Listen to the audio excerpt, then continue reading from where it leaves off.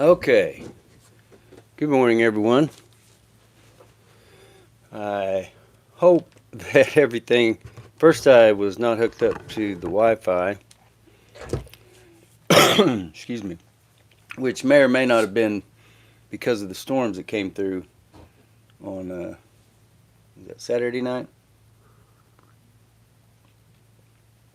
Saturday or Sunday. I can't remember. What's up, Dylan? What's up, Professor? Let me know that you guys can hear me now.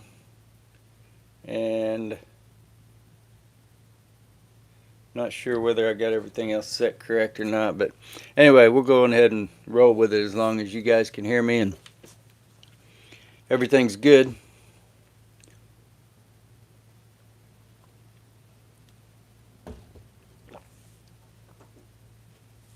Cool.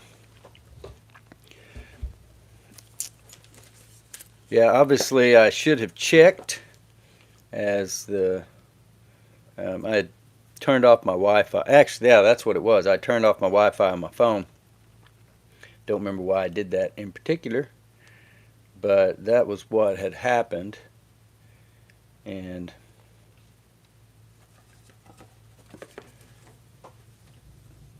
I am hoping that Sean will join us,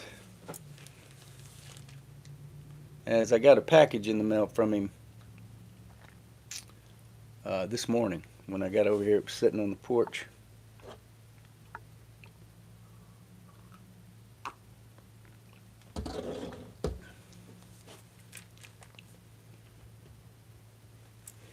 Still using my yellow flame butane insert. Fueled it up before we did the stream. I think that was it Wednesday morning or Thursday morning last week?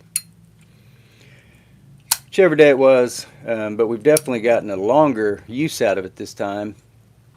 I have still been fiddling with it quite a bit, so burn off more than I normally would have just from lighting up, but I don't know, we'll have to go a few more times till we see what the optimal amount of fuel to put in one is.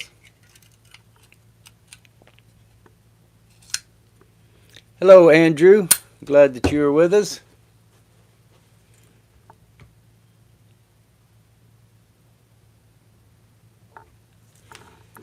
You think the button is uncomfortable to use, huh? That's what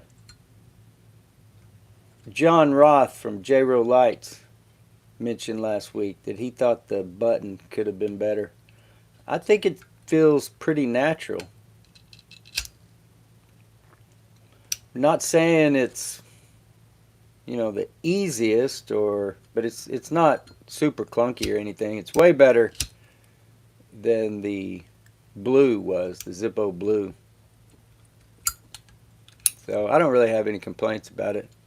What is it about the button that you don't like? Just uncomfortable? Is it need too much pressure, or is it too narrow? I think J-Row Lights was saying that he thought it needed to be wider.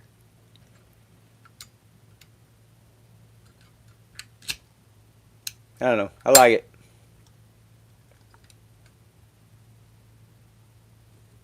And I like it especially in this vintage look. The vintage look seems like it's a little bit easier to manipulate the lid on. At least for the way that my hands work or don't work.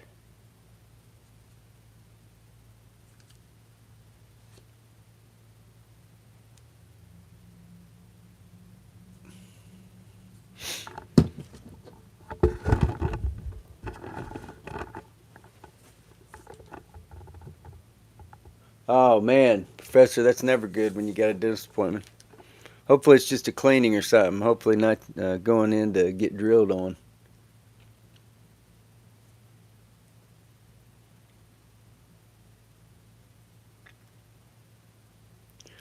Okay, well, I don't know what that. I don't know if, because that's pretty much sounds like the same complaint that John had. So I don't know if maybe you've got bigger fingers or wider fingers or more narrow fingers or what? But it sounds like you and he are in the same boat. So yeah, that's probably a valid complaint, but it may not be that it's one that really affects everyone. It's been very few times that I've struck this wheel that it didn't light or my finger slipped off the button or anything like that. I mean, I'd guess in the last, a little over a week that I've had it, that's happened less than 5 times total. And I have lit up with this a lot and just fidgeted with it a lot too.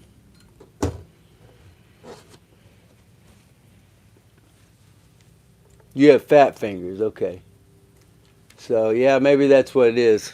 I don't. My fingers are relatively short, but they're not necessarily narrow. But yeah, I don't know.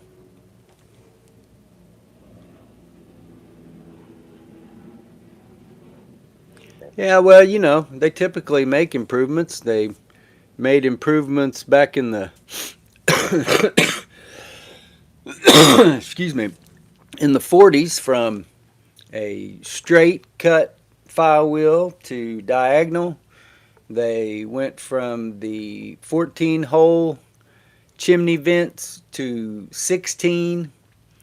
Um, there's been a lot of, they've changed the barrels throughout from, several times that the barrels used were changed. So Zippo, you know, they seem to be pretty, or at least in their history, they were pretty adaptive to what the market wanted, or to what would improve their lighters.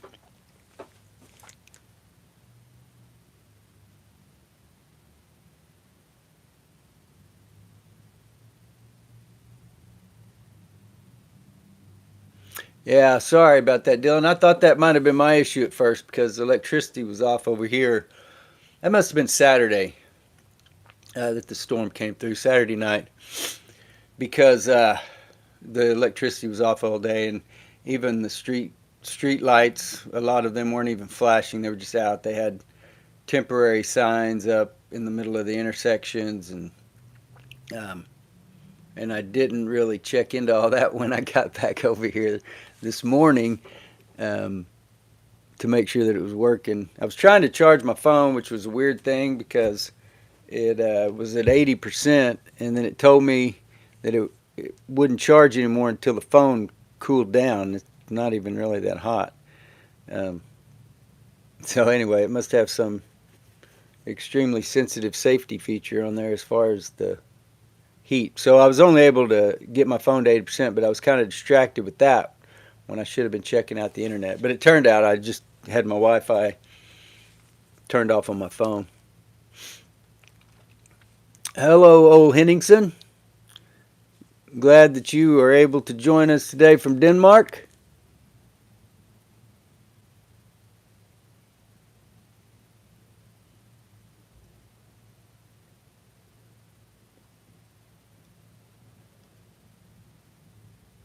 Yeah, yeah. And I feel your pain, Professor. I got some stuff like that I need to do as well.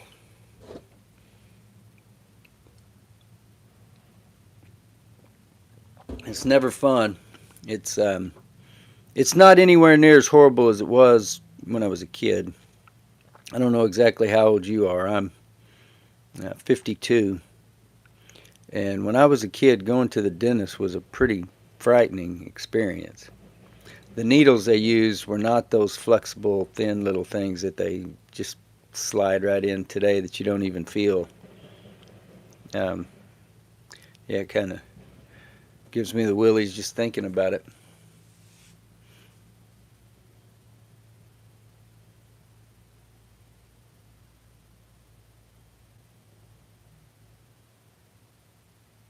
Yeah, I hope so. They had what was the first? I guess the first one was oh, I'm drawing a blank. It wasn't the blue, was it? You had the blue and the blue 2 and the Contempo. See, I thought there was another Zippo butane somewhere in there, but yeah, you know, the ones that they've had have been, I guess semi-successful, but not enough for them to keep them, to keep manufacturing them. Excuse me. My allergies acting up here. I may need to locate the mute button on my microphone. Sorry about that. Anyway, those previous butane attempts were, not ultimately successful. And I'm not a huge fan of what I've used so far of um, the torch, the single and double torch. I haven't used the double torch, but the single torch was kind of clunky on me from the beginning. I probably still need to try the double torch. That would work better for what I use it for anyway. Um, and the electric arc, it was decent for what it was. It's just you got to understand there's no flame at all. You've got to basically shove your product that you're trying to combust right down there onto that electric element. So it's going to get charred up, um, you know, whatever other kind of filth and gunk that is produced from burning that material is some of it's going to stick to it and then get burned over and over again. But this single, or not single torch, but this yellow flame insert that I've been using for the last couple weeks, I'm a pretty big fan of it. Hello, Naphtha. Glad that you were able to join us today from Tulsa. Andrew, where are you located? Dylan's in New York. The professor is in Montana. I am in Mesta Park of Oklahoma City today.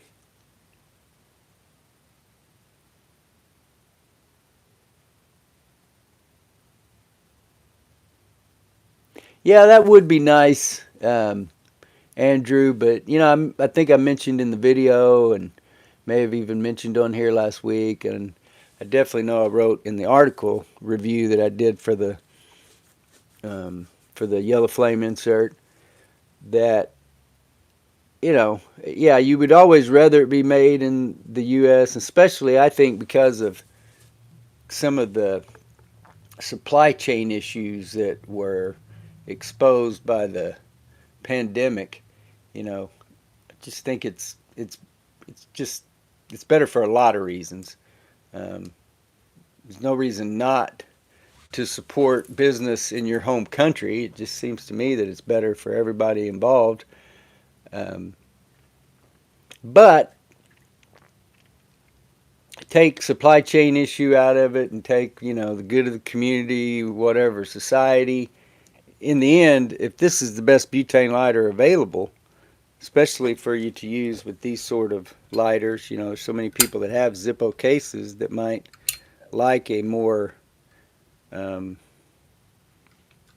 efficient, the fuel doesn't evaporate out of a butane lighter as readily as it does a petrol lighter. It shouldn't evaporate at all. So, especially if you don't use one a lot, or maybe even if you do, but I mean, I'm just saying this can be put in your pocket, your purse, your bag, whatever, and it's going to stay fueled for a long time. Where typical Zippo, you throw it in your bag, even if you don't use it, after 5 days, you're going to be lucky if it'll still light up. Hello, Chuck. Glad that you have joined us today. Andrew is in Southwest Michigan. Yeah, we'll have to start keeping track. Um, don't remember having anyone from Michigan before, but it would be nice if we could cover all the 50 states at least. I know we've got several countries in here with us most week as well as uh, old Henningsen, as I mentioned a while ago, is coming to us from Denmark. And then you got Naphtha, who is uh, just down the road in Tulsa, or just up the road at a diagonal.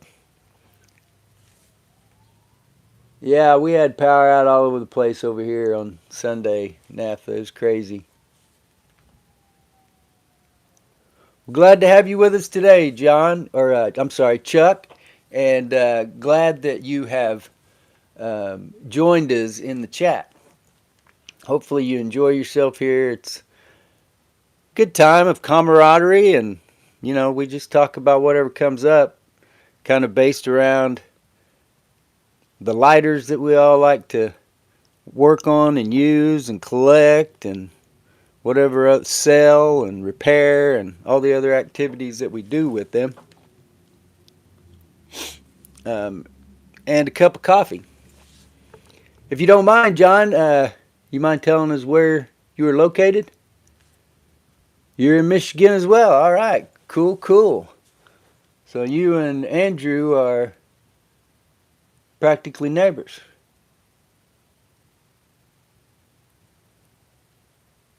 You guys say you've been watching for a while and hadn't joined in. Where are you? Are you at work? Here in the U.S., I figure most people are at their job this time of day.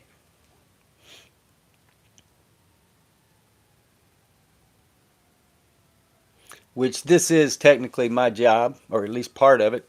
I just don't make much money at my job.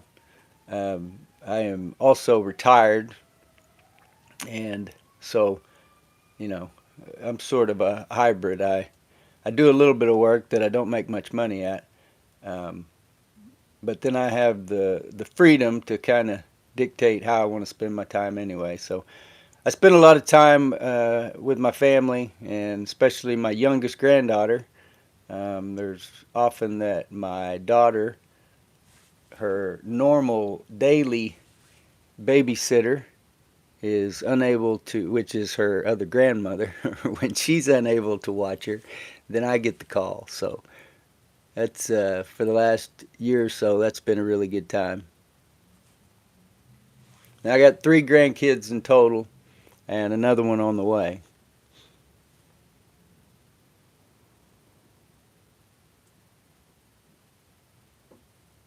All right, Chuck.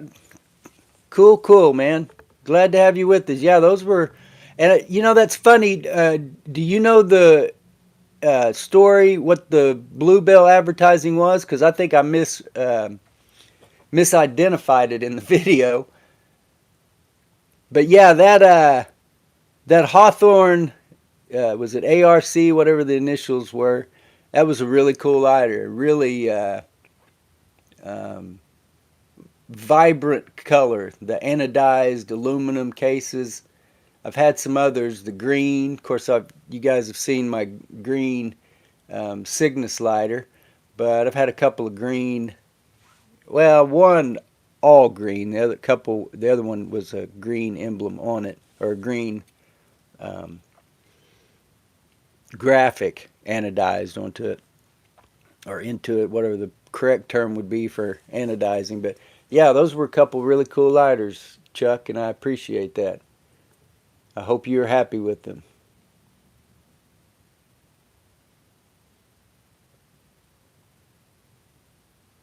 Cool. So if you can't catch them while you're at work, Andrew, then you watch the archive version. It's good to know. I still would like. Well, I can't remember. I think he lost. Uh, I think he lost access to his regular email. That's the way I typically communicated with him. I'm talking about ZF77. Um, but for whatever reason, his streams he typically takes down instead of archiving, and I've always wondered why. So anyway, just curious.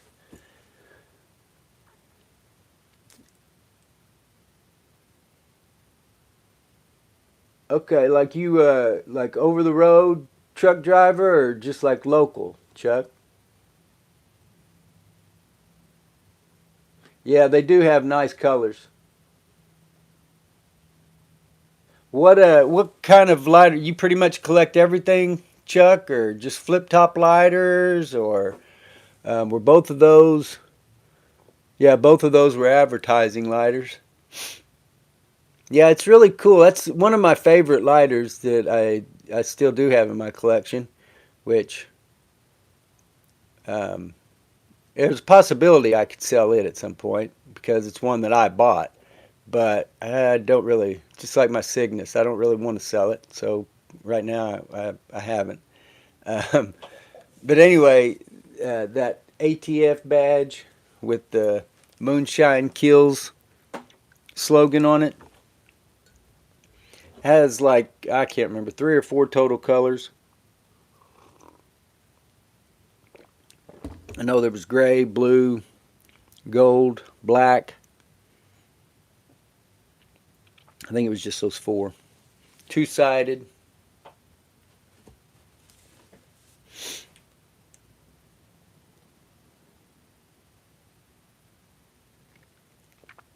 Yeah, you asking Andrew if there's a chat room? Yeah, we have a Discord, which I can't remember if anybody NAFTA knows how to grab that link or not. I don't know how to grab the link, but otherwise we can figure out how to. Maybe I can post that link over on the DependableFlame.com Facebook group, which is another place that there have been more and more posts. I've been trying to post over there a little bit more, even sharing other people's content from shareable Facebook groups, pages, those kind of things.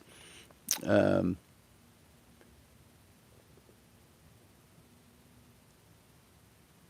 but there have also been other people. I'm trying to remember. Mark Burris, who joined us last week in the chat here, has posted over there this week, and a gentleman named John Bennett posted over there a couple times this week.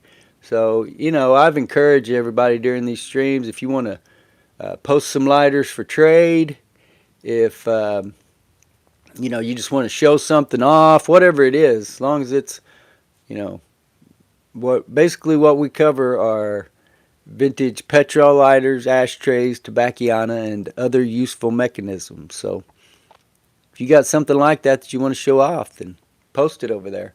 Or if you just want to ask a question or whatever it may be.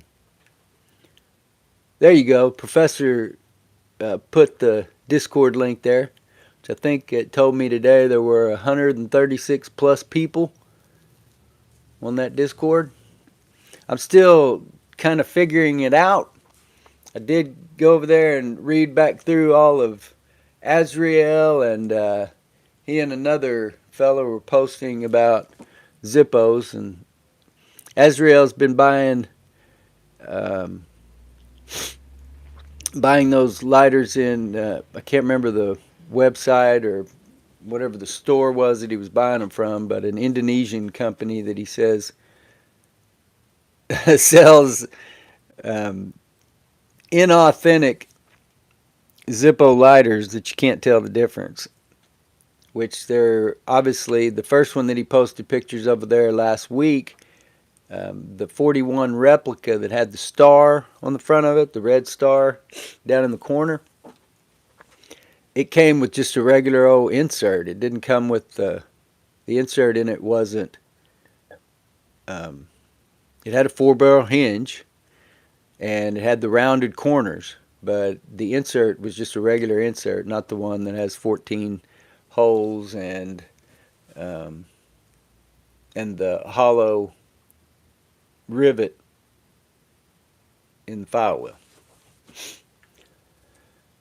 So yeah, I'm sure you guys, Andrew and Chuck, can figure out that Discord, how that all works, or probably know how it works better than I do. I use it to put out notifications for these streams, basically, and also from time to time, there's people who wanted to show something that we're talking about during the stream, and they can either post that over on the Discord or in the dependableflame.com Facebook group.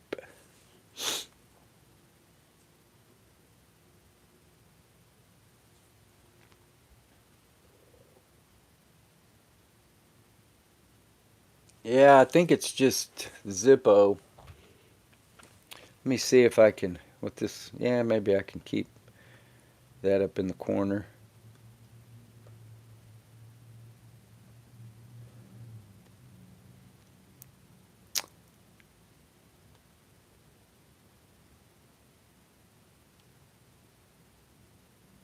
No.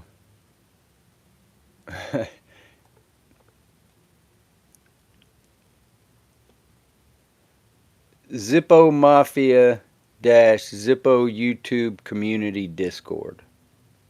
Says there's 16 online right now, 136 members.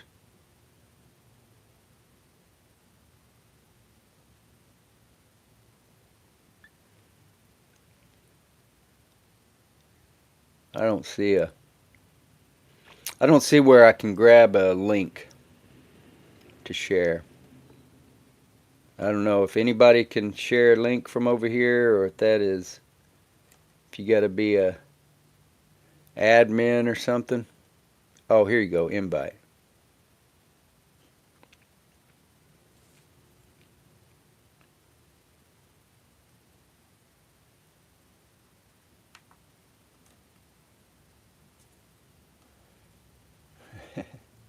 Well, if I can work my... See if this is any different than the one that Scott just posted.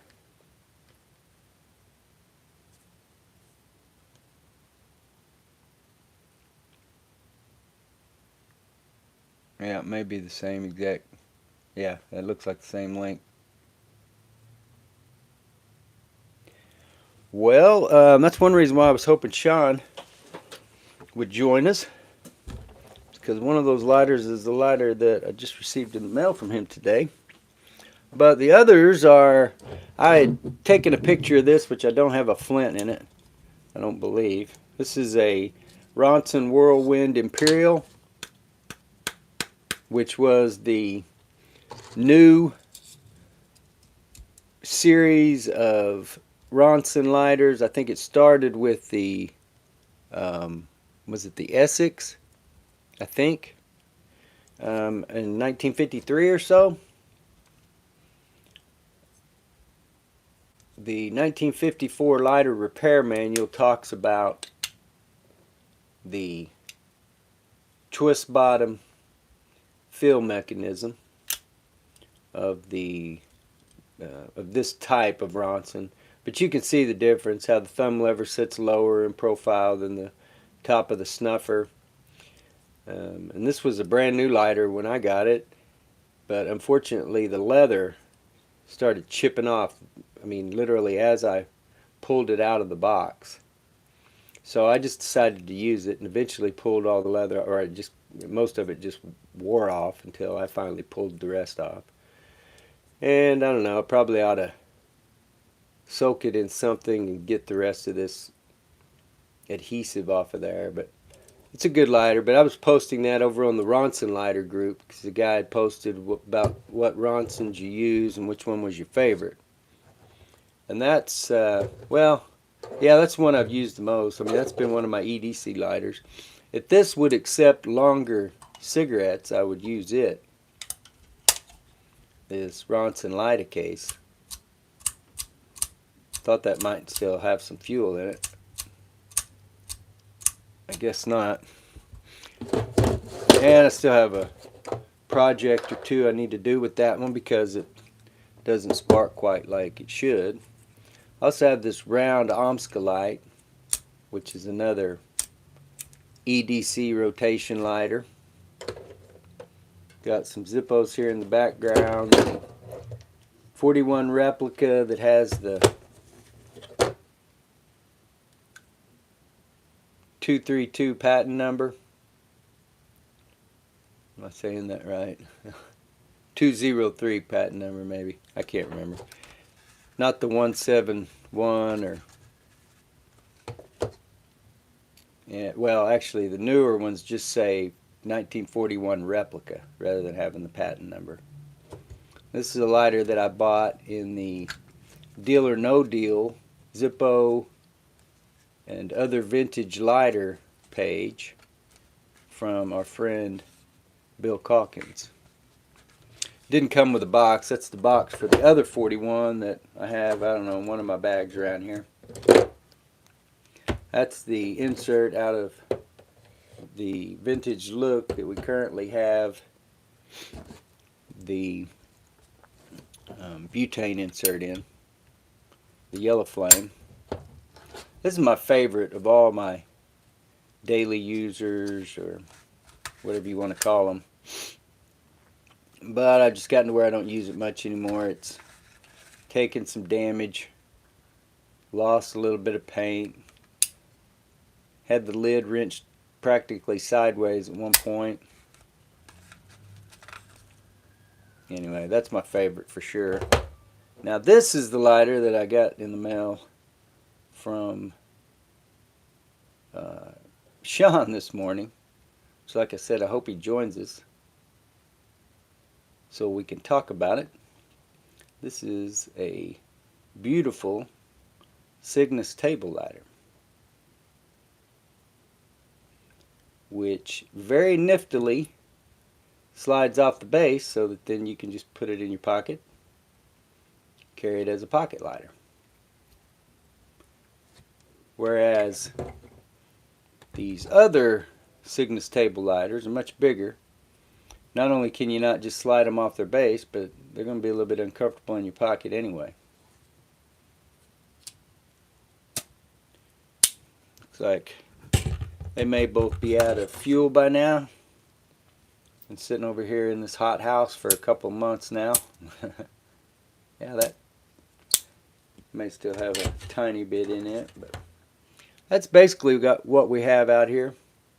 All that's on camera, at least. Also have my park table lighter, which Chuck was just talking about, the two advertising lighters, park lighters that he had bought from me a while back. This is another one kind of in that vein that, I don't know, eventually I probably will sell it. But I put this red felt pad on it, and I just wanted to see exactly how well that would hold before I did try to sell it. And now when I sell it, it will be made perfectly clear that the base was missing, that I fabricated a base out of cardboard, two-sided tape, and felt that I bought at a hobby store, with scissors to trim it around the edge. I think originally it would have been kind of a charcoal color, but I don't know, maybe you'd call it custom. But I think it's a very attractive lighter. And I just always wanted one of these park table lighters, so I don't know. I don't have any plans to sell it, but, you know, as things happen. I've sold a lot of lighters that I didn't plan on selling, and that's why I got into all this in the first place. It was an opportunity for me to make some money. It's not as easy to buy lighters as it was just a few years ago, and at the same time I don't have the same funds available to buy lighters that I did a few years ago. So, but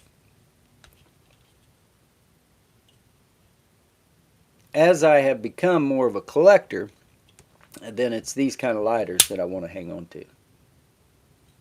I love the park advertising lighters, and that one's just two colors. It's like black and gold. Still really cool though. And like I said, I think the red felt makes the gold really stand out. We'll see if I ever do sell it, what other people think.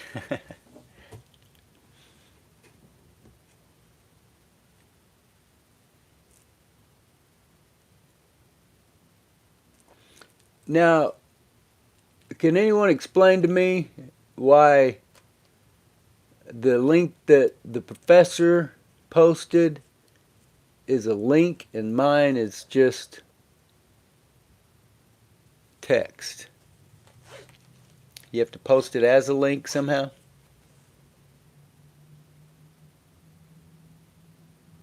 Cool. I thought you were probably already over there, Naphtha. As much as I have seen you gathered around, I have seen you in the Zippo Fanatic 77 streams, haven't I? I would have sworn I had.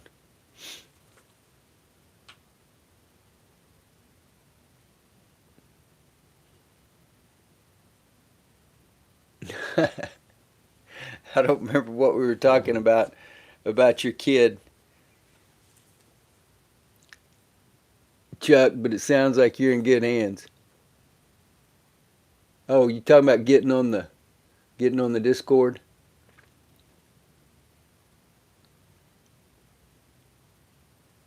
Huh. Well, I don't know. Let me know. Maybe I don't know if there's something wrong over there today, particularly. I was able to get on and, like I said, see the posts that I'd missed throughout the week. And when I grabbed that link to post, it looks. It said share. I hit share and then I copied the link.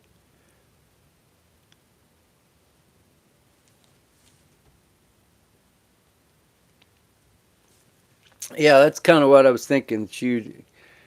I thought you were somehow involved with the Zippo Mafia, Dylan and Zippo Lions Den and Dead Stick Dave. Trying to Lippy, is it Lippy's guitar? Um, there's several names. I'm sure I'm forgetting others. The last few times that I dropped in on ZF77 stream, I didn't recognize any of the names, and it's been a while that I've really been able to participate, say hello or anything. Usually, the last couple anyway that I was able to click over to. I had other stuff going on there in the house that didn't enable me to listen.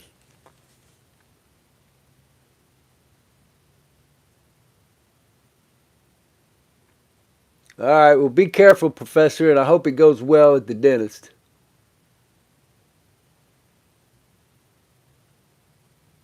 Okay, so you got in, Andrew?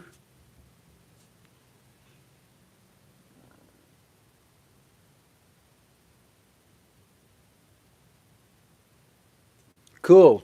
Chuck, you say a chrome table lighter, so is it it's a brass plated? Is it the same style of table lighter as this one? I know that they had the chrome plated brass case. You can usually feel they're considerably heavier, and a lot of times sometimes they'll have a plated brass lid, and other times I've seen it both ways, plated brass lid on an anodized aluminum body and an anodized aluminum lid on a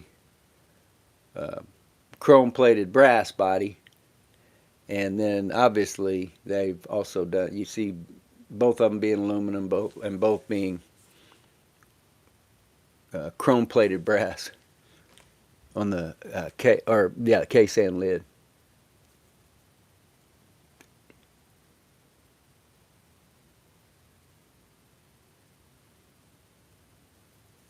Yeah, that's cool. Oh, Henningsen, is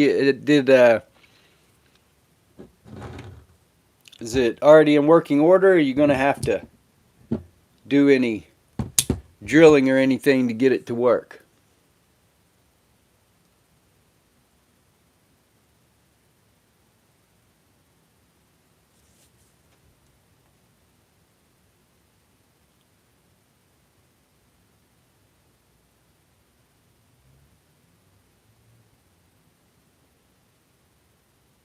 Are you saying you use the clipboard, Chuck, for tension, or you use that as the you like cut it out and use it to put to glue your felt to. Most of those clipboards are made out of like are you talking about plastic or ones I'm thinking of are like a hard pressed like fiber, like string fiber board kind of. Seems like it might break when you try to cut it.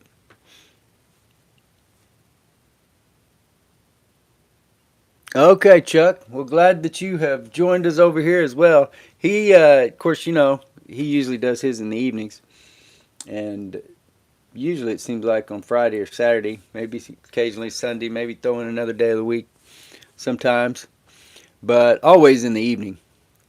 And I haven't done any in the evening so far. Mine are typically, we did them at 10 o'clock for the longest time. Last couple have been 11, so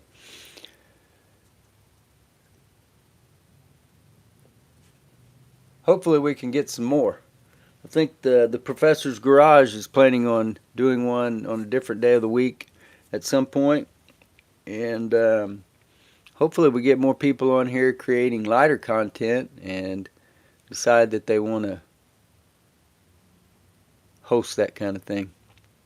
I think it's just good for the hobby and for the community in general, just to have ways to communicate, like the Facebook lighter groups or these live streams or um, the comment section of YouTube, or like I said, posting your own videos. Easy enough. Everything that I record, um, somewhere around 730 videos now, are practically all of them have been done on the phone. There were when I was doing the green screen stuff,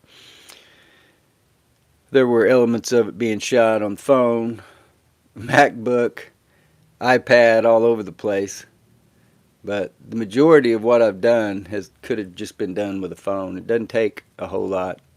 Phone and a cheap microphone and some fairly bright lights.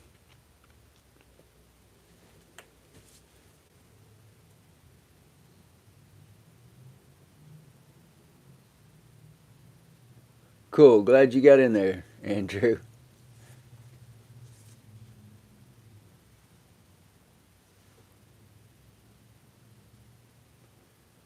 You got in as well, O. Henningsen? I would have thought you were already over there as well. Hopefully you guys can all figure it out better than I can. Like I said, I use it to send out a notification for this live stream every week. And when somebody posts a picture or something that we've been talking about, then I try to get over there. But I'm kind of confused about the whole thing. That whole menu over on the left kind of confuses me.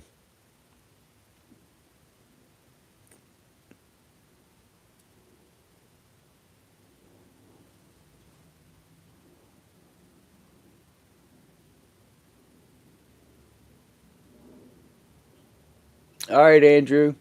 Hopefully I didn't miss you. I'm glad that you joined us. Hopefully you will join us again.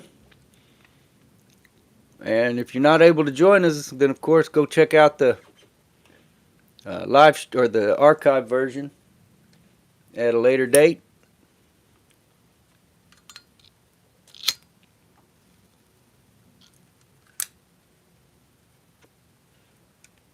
So all chrome, Chuck. That's interesting.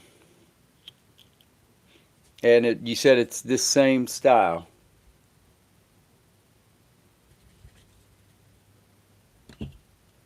This one is definitely the case is steel, and it is also, I believe, a Springfield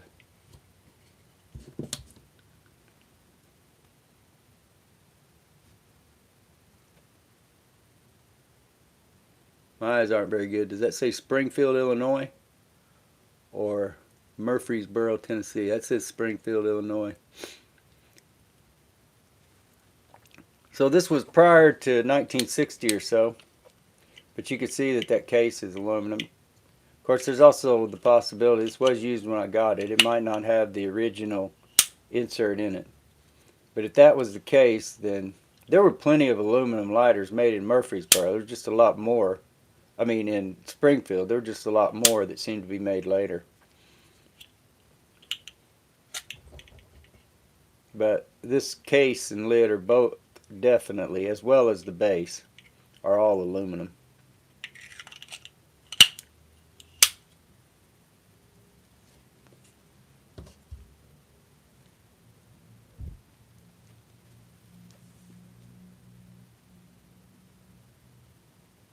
Okay, that's what I thought you might be saying.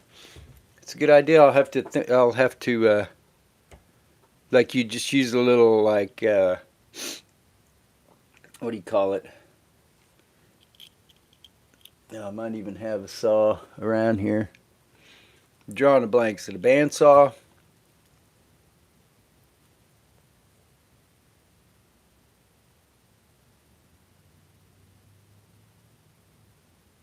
The Park. Oh yeah, I don't have it with me here. That Dean safety built tires. It's a pretty cool two-sided advertisement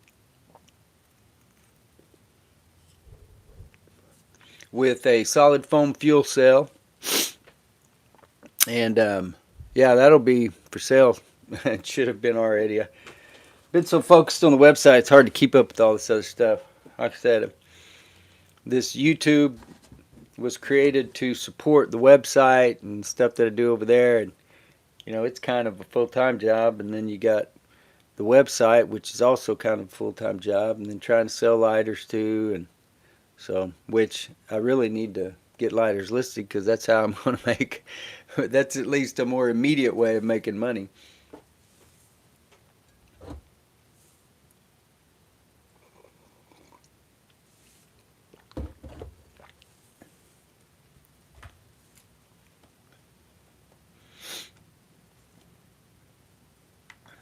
Which reminds me, I haven't checked my email in a while. I'm horrible at checking the bossman at dependableflame.com email.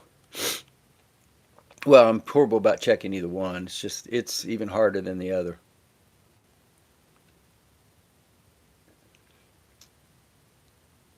And anyway, like I said, I got a package from Sean this morning, so I needed to communicate with him. I was hoping he would join us, which up to this point he is not. Sean, if you're with us, I would like to talk about this lighter that I received in the mail.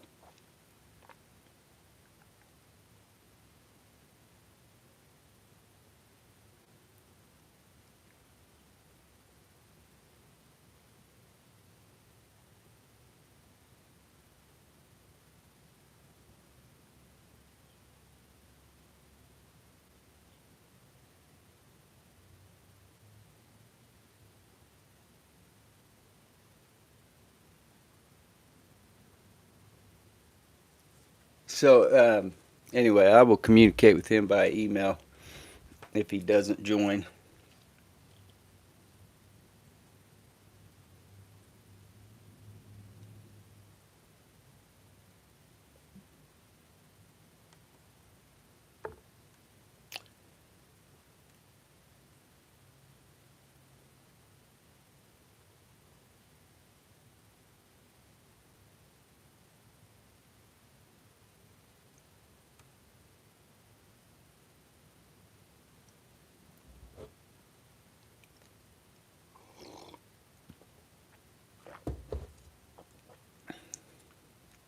I apologize. I was um, had to get off the iPad where I was monitoring the stream to look up Sean's email.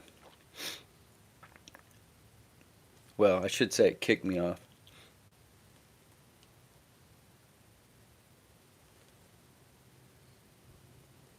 What do you mean lid isn't dimpled, Chuck?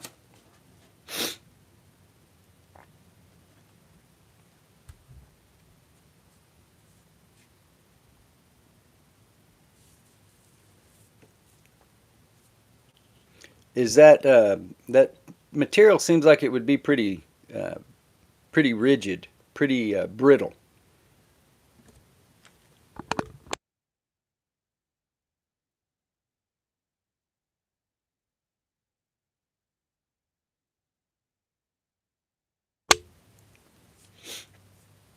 Is that the material that you're cutting off the clipboards? Is it really brittle, or it holds together pretty good?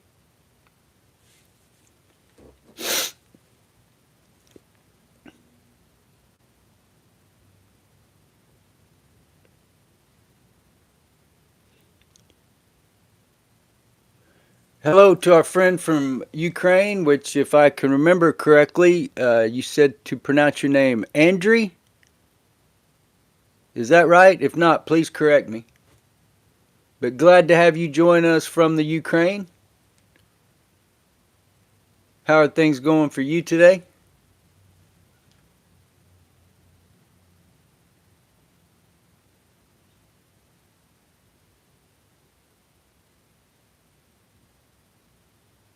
Cool, cool. And Chuck, remind me, what are you talking? I'm glad to get over and check out later. Not bad. Are you talking about your? It's not bad in Ukraine today. You live in a city, or you live in the country?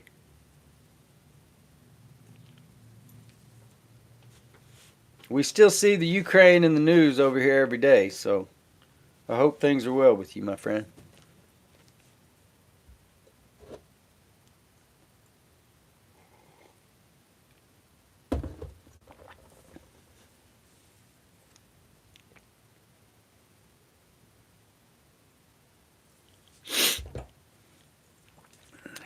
I apologize. I will try.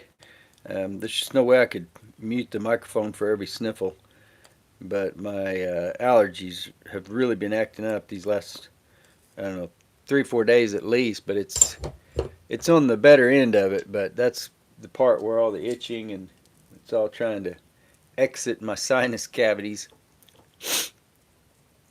But I would try not to sneeze or cough or anything like that into the microphone.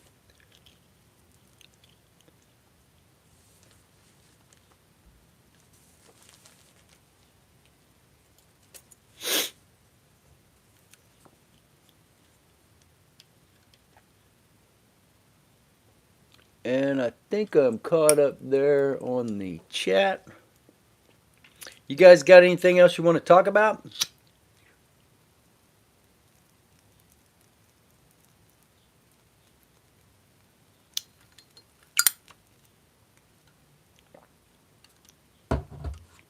Any more questions you want to ask?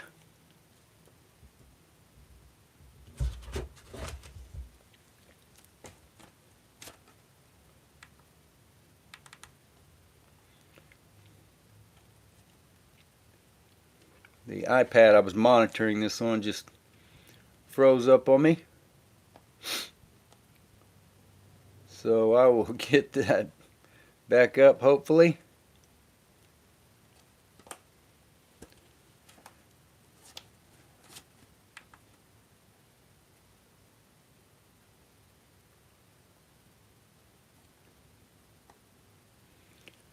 Okay.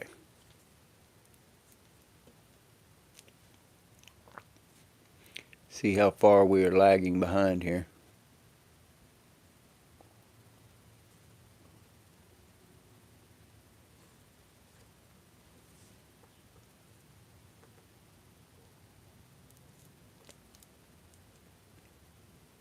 So Chuck, what do you use you use epoxy to affix the fiberboard underneath here? And then do you also use epoxy to connect the felt to the fiberboard, or do you use a glue of some sort for that?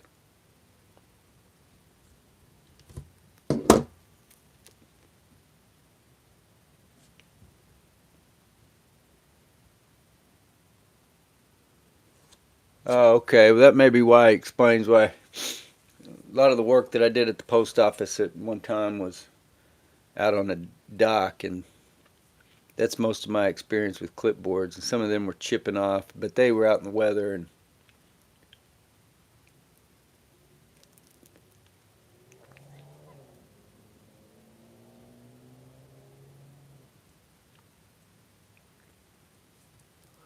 yeah, let me know, Chuck. How do you connect that to the base, and then how do you connect the felt?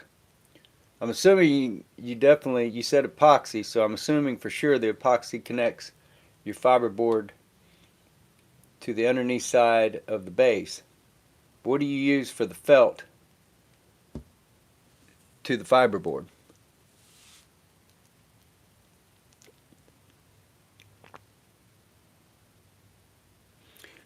Have any of you bought any new Zippos lately? Other than Azrael and the semi fakes that he's been purchasing in Indonesia?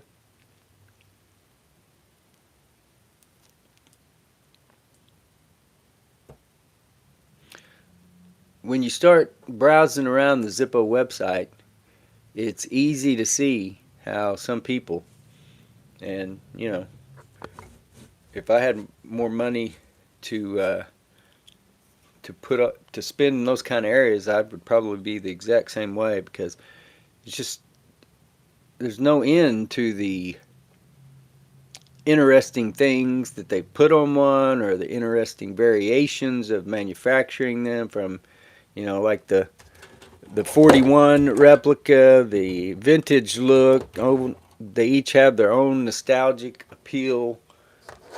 The way that they engrave or etch images onto a lighter, and now with the 540 color process wraps, it's just there's a lot of, you'd have to have a pretty good chunk of money to buy everything they had, and run out of interest of the things that they had. There's no way that you could ever buy all that. Surely, surely there aren't people that actually purchase every single Zippo lighter.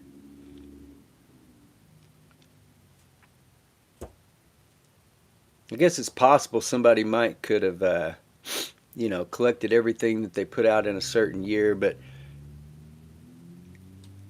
that's the interesting thing about it too, is not all these lighters are available to purchase. A lot of them you got to have some kind of connection to a company, or them to have been given to a family member, somebody who worked for that company way back then. There are a lot of them that were never, the advertising lighters were never just put on a box and sent to a store somewhere to be sold that I'm aware of.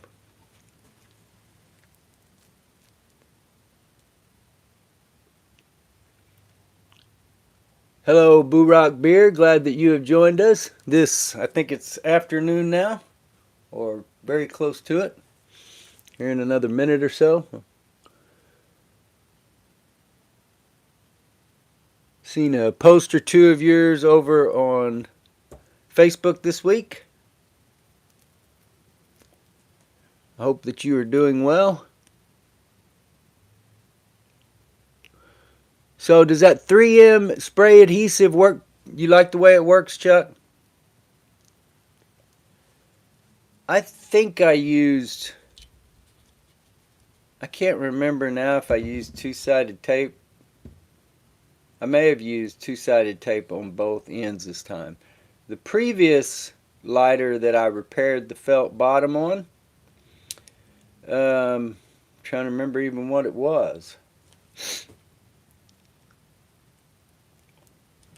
Can't remember. Must have been a table lighter. Oh, I'm really drawing a blank.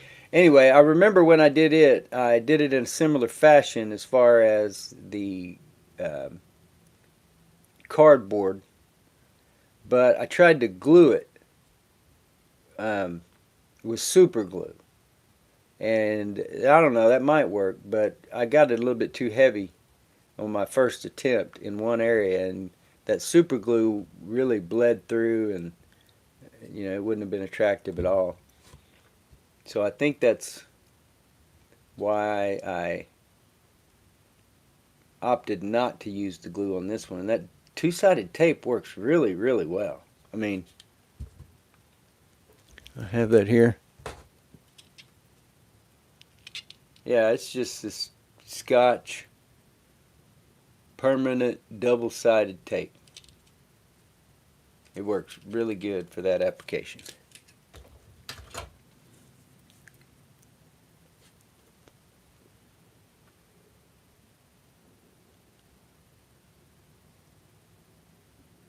Cool. Have you done anything with them, Chuck? Do you know what you got? You need pointed in the right direction on how to repair any of them?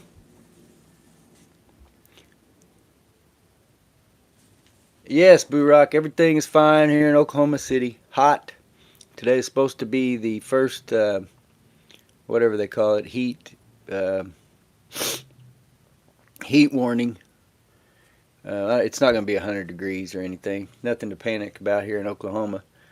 But it is that time of year where we will end up over in the pool at the apartment many afternoons by 3 o'clock or so.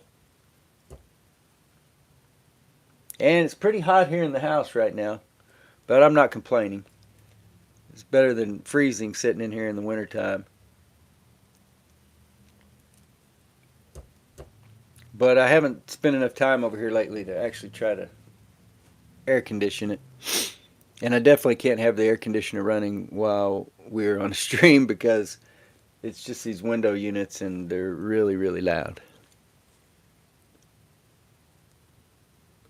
So our time, are you still, is it Tuesday? Excuse me. Is it Tuesday your time, by your clock, Barack? And is, if so, then that would mean you are, what, about 6 hours ahead of us?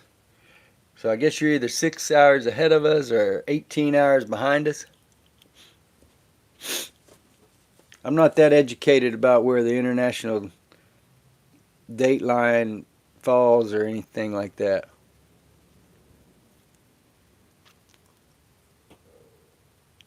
Okay, so you're 6 hours. It's like you're just a little beyond California.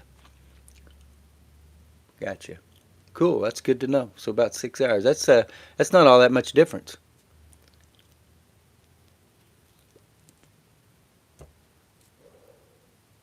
Makes it seem like you're only about a quarter of the way around the world.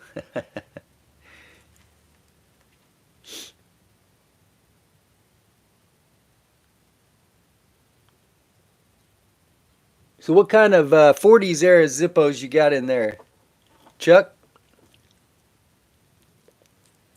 Like some 3 barrels, or even some earlier 40s 4 barrels. Trying to remember now. I did a video on the oldest Zippo I'd ever had. I had when it comes to 40s, I had a late 40s 3 barrel sterling silver. I had I think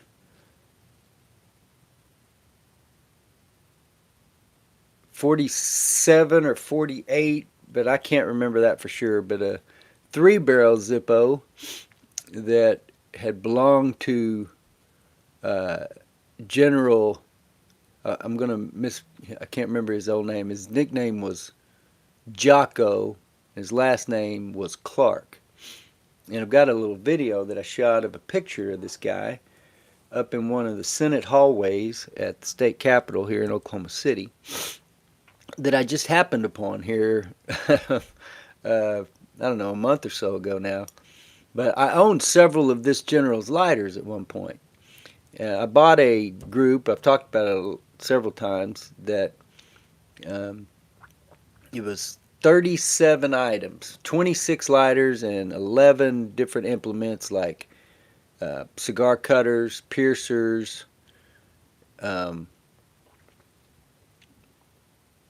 that's pretty much it. Lighters, piercers, cutters. Several cigarillo cutters, a solid gold cigarillo cutter, a solid gold cigar piercer.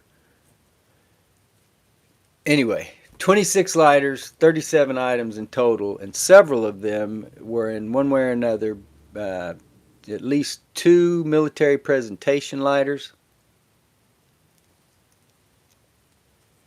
Let me see here. The one that was monogrammed JJC, the late 40s 3 barrel. There was a black crackle in there. It was in really good condition. Didn't have a box or anything, but the lighter itself was just about as good as any I've ever seen. Anyway, some sterling silver Dunhills, stuff like that, Thorns, really cool. But this whole collection, there were several lighters that I could say, okay, this belonged to General Clark, because you know it was engraved right there on the back of the presentation lighters, or the one with his initials JJC. And then there were others that you would have definitely kind of inferred were probably his, just like a Bermuda Triangle lighter. But then there were other things like a Ronson Pitzel lighter and the Thorns and even the Black Crackle that didn't necessarily, you couldn't tie directly to him. And I had no way of knowing them. I bought them in an online estate sale, just sold as a group of however many. I don't even know if it listed the items. It was just like lighters and smoking group or something like that. But so there were two 40s that I got out of that. And then I also owned a couple other Black Crackles, not as in good a condition as that one for sure. And then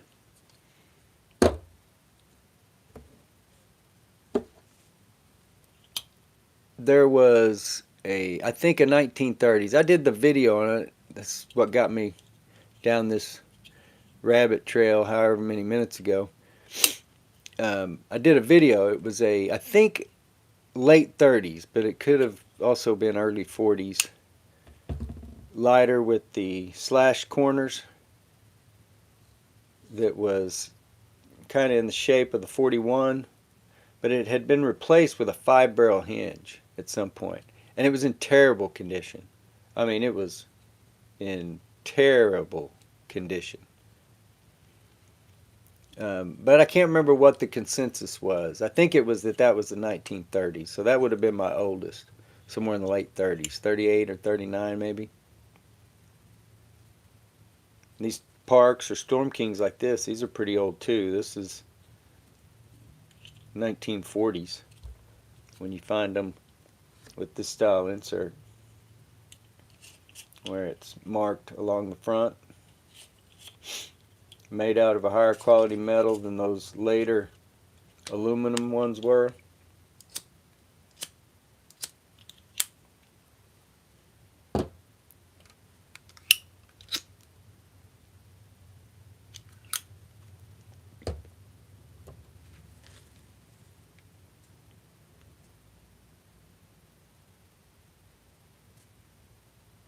What are we talking about still in the box, Chuck?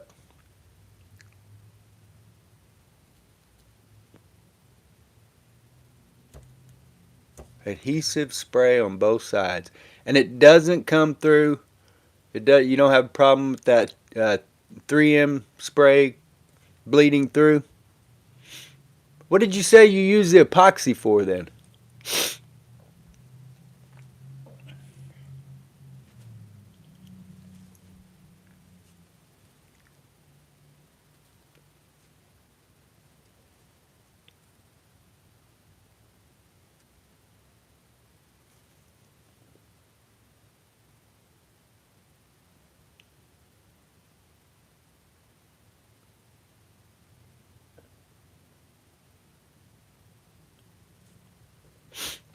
Do any of you guys watch the Zippo artist live streams? Do you follow Zippo on Facebook and get those notifications? I think they do them once a month during the summer. I've done it the last few years. This time I think it's mostly their own artists, people that are doing, work on Zippo lighters, whatever paint. Um, I don't know if it could be paint, just like they've always had artists that paint, but it could be digital ways of applying the art to the lighter now as well, I guess. But I noticed the last one was a Zippo employee, and I think this one is a Zippo employee too. In the past, they also did a series of um, musicians that designed lighters. Maybe that was just one series.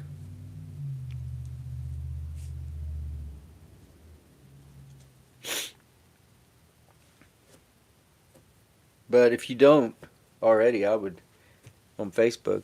That's a good one to follow because they do send out when they have promotions or whatever. They'll post those, and it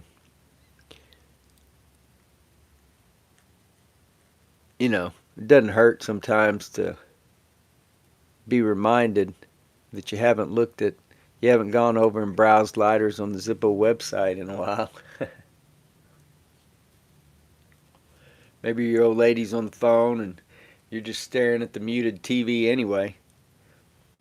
Might as well click on the Zippo link and go see what they're selling now.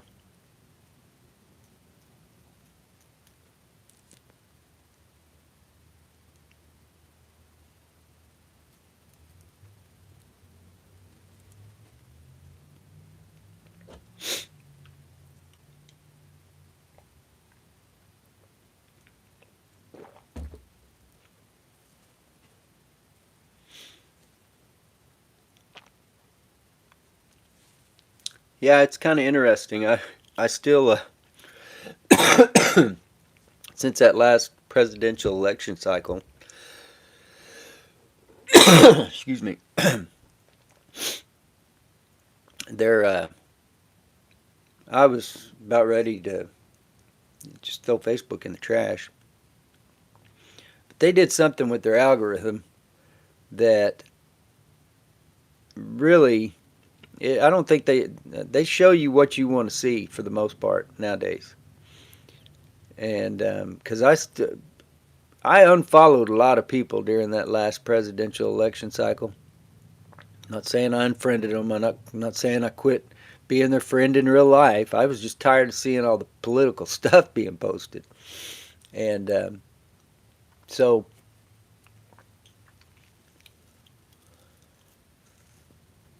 you get through that. Now, like I said, I don't think it happened overnight. I'm not, but it did calm down pretty quick.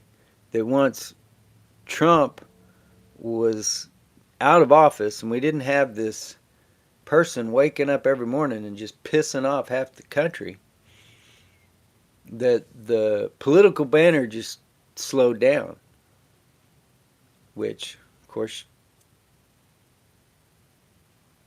you're less likely to be clicking on that stuff. Maybe it was just me all along, though. Maybe it was the fact that I was clicking on it. I don't think so. I think that it used to show me way more of that political stuff in my feed. I think that some of those same people still post that stuff, but I don't see it unless I go look for it.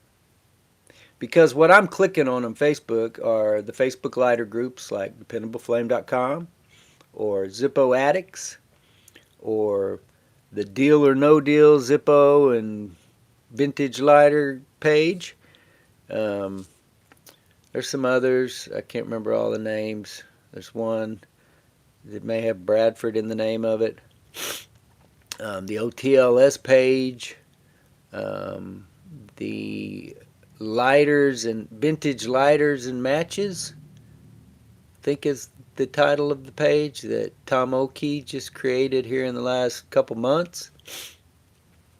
But anyway, those are all really good places to keep in contact with people who you have a shared interest with.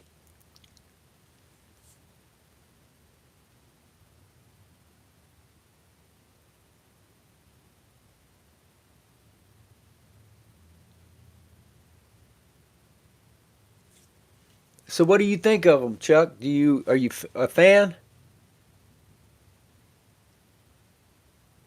The Sean Dietrich guy I was aware of because he is actually a friend of a friend of mine that I grew up with, and so he had told me about this guy, and so I was kind of curious from that angle, but I'm also curious anytime you know like I said, my main thing is salvaging lighters, so that tends to be older lighters. But I've owned a few newer ones that were bought inexpensively to be resold, and then come across some others in some other ways, like the Marlboro Rewards. And that's whether you're a cigarette fan or not, that's worth going over and joining simply because it may take you a long time, but they give away free points all the time. So, you just watch a video or um, take a survey, and then on your birthday they give you a certain amount of points, and that's how one of these. Actually, this slider was free. You had to click on a link on what was when they were uh, celebrating the National Day of the Cowboy. Um, but anyway, this slider was free. I didn't even have to spend points on it. Just being on that page would qualify you if they had a similar giveaway again. So definitely worthwhile. And I love this slider. I'm glad that it's part of my EDC. I sold the other one a while back, the one that I did spend points on. But I'm going to use this one, until I start seeing that there's some wear that I just can't live with having any more of. Which I don't know. Maybe it's more durable than that. Maybe that doesn't happen. We'll see.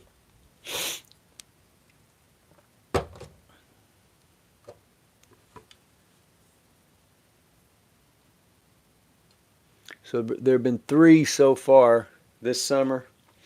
Was the first one also a Zippo employee?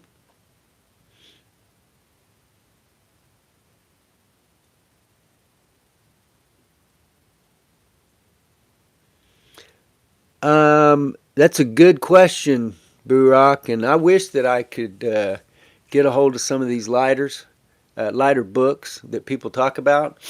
Um, the Urban Cummings Ronson book is one that you see a lot of people refer to.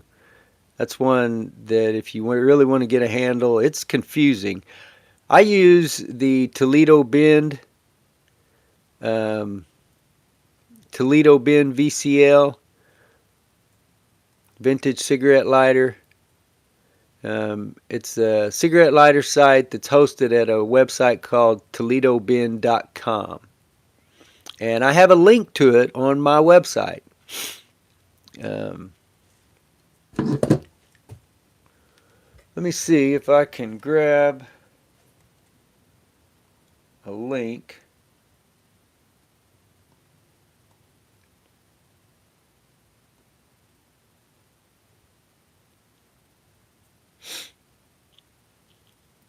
May end up kicking me off the where I'm viewing the live stream, but that shouldn't affect anything.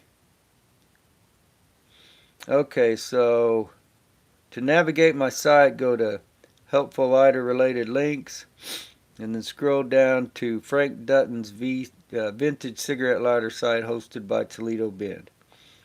You click on that, and from there you click on lighters, but there's several links you can click to from there. But lighters is where you'll find all the different brands, and it's where I get a lot. I'll go ahead and grab this link and post it over here.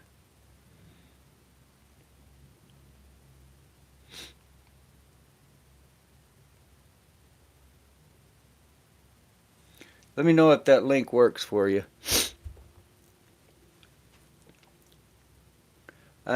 There's also some There's some other sites I don't. Uh, there's the Lighter Library, which has a lot of, especially as far as the paperwork and stuff, the ephemera that would have come with a lighter. They've got a lot of that stuff you won't see anywhere else. A lot of the links for the lighters themselves, they've still got listed as um, in progress or I can't remember now.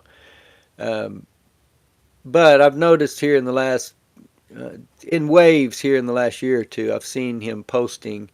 It's a guy named Eldon Baldwin that I think runs the whole thing. And I've seen him post links that led me to believe maybe they were, making some progress to get some video, or not videos, but photos of some of the lighters, things like that, filling in some of those gaps. But that's a good one. Um, ah, there's the Volker Putt site, and I've got a link to that on my site as well. Um, man, I'm trying to remember. When it comes to butane lighters, my friend Donald Hine, who has lighterfix.dk. But as far as the, identifying lighters and gaining information about lighters and stuff like that, I would say Toledo Bend VCL, Lighter Library, um, the OTLS site. It's just not made in a way that, unless you want to just systematically go back and read old newsletters, then even if you're a member, there's just not, um, information isn't gathered in a way to be disseminated in a digital format like that. It's just like going back and systematically reading old newsletters. That's really the only information to be had. And then, be kept up to date with the new ones. But the other sites, like, Frank Dutton's VCL, ToledoBend.com VCL site, it's got a lot of, I think it does have some paperwork. I haven't really used it as much for paperwork. I have gotten some paperwork from over there, information off of paperwork, and the same with the lighter library. Um, but as far as the lighters listed, it's the one that has the most in such a systematic and easily maneuverable fashion. That's the other thing about the lighter library. Some of its articles, they're not browser friendly. So you try to zoom in, and then you can only see a small corner of the article, and you zoom back out, and it's too small, and it becomes a pain in the butt because what you got to do to read the article is to screenshot every page, and then crop it down to the size it should be, and hope that the image is clear enough that you can actually read it. Which is, I'm not sure that that's always worth the effort. It's not worth the effort if you can't read it. So. But anyway, those are good sites. And there are others. I just can't remember the name. There's the one that has all the like Vietnam Zippos and uh, oh, like Town and Passionate Wick. Passionate Wick is another good one for Zippos. I can't remember the name of that other one. But it's got all the other one that I'm thinking of has all the categories at the top. No matter which page you're on, you can look through all those categories and click on the one that you want to go to next. They're all just right there at the top of every page. That's a good one. And I might think of some others. And I try to keep links. I've got links to most of those, I think, over on my site. I don't know if they're all still up or not. There's once or twice where I accidentally erased the link that I had for one and didn't realize it and then I just hadn't gotten back to get them all put back in the order and whatever. That page is kind of being redone right now because a lot of those links for like the Flints and the Wicks and that stuff, that there's links, affiliate links, where if you click over to Amazon, then from those links, then I'll earn a commission. Um, but some of those are actually getting their own pages now. So I hope to make that more kind of not also products, but just the helpful lighter related links, like other sites that kind of do something or something similar to what we do, or just like what we do, or that kind of gives you the other side of it, or like in Donald's case, lighterfix.dk, um, he mainly deals with butane lighters. So I'm glad to refer anybody, especially if it's about a Ronson butane lighter. I'm glad to refer them to Donald because I don't know anything about butane lighters other than, you know, using the ones I use, which this is obviously lasting a little bit longer than it did that last fueling.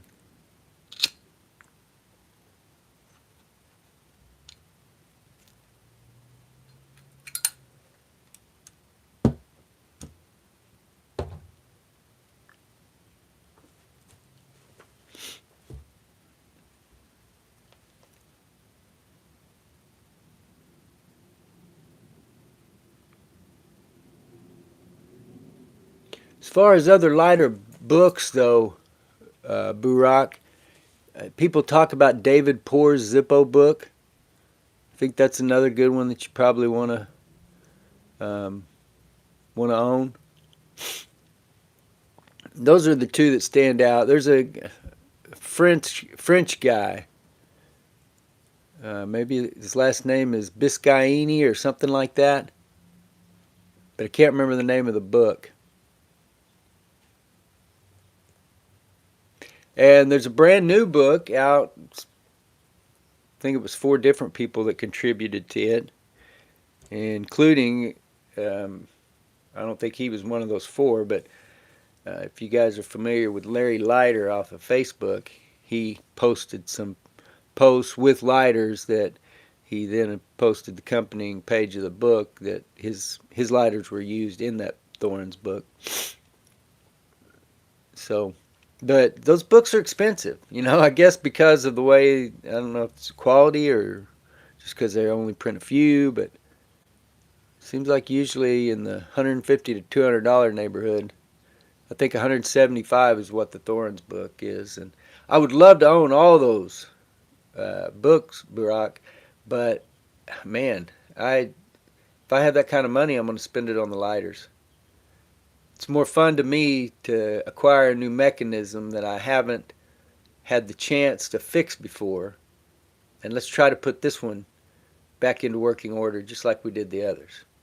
That's where the fun is for me.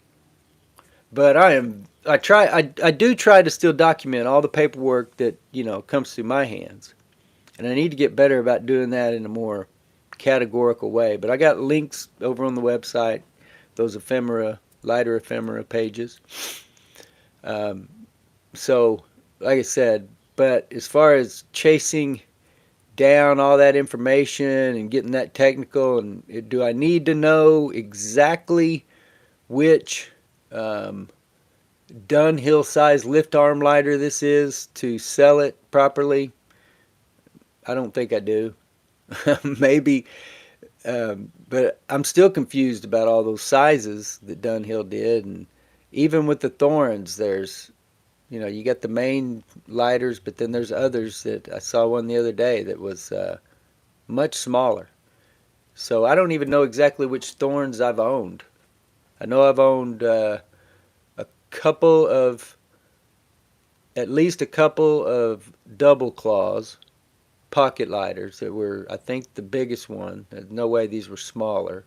Both ends were oval rounded. Um, and then I owned a table lighter of each kind, at least one.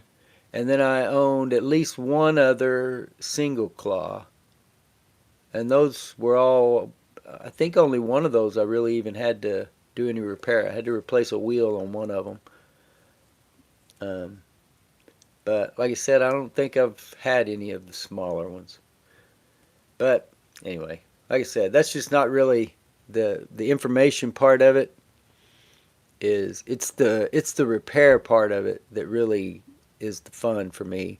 So I'm only going to chase down so much information, and but yeah, I think it would benefit me, say, to have that Urban Cummings book, or at least be able to. I wish it was available in a digital uh, manner. Um, you know, Even sell it, but maybe for a reduced cost, just a one-time download or whatever.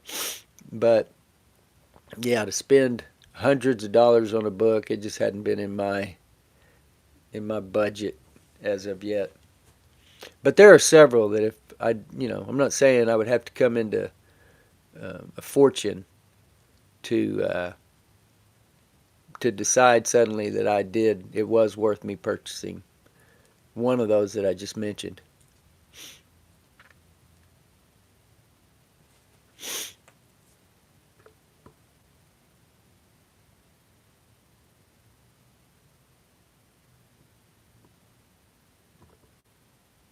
Yeah, there you go, Chuck. That's me. I'm too cheap to buy it. And not really that I'm so cheap. It's just that I feel like I can. The difference that book is going to make is not going to be the same difference as. Like I said, my joy in my work comes through the activity, through the repair or whatever, getting it back to where it needs to be, whether that's repair, refurbishing, cleaning up, whatever you want to call it, drilling out tubes.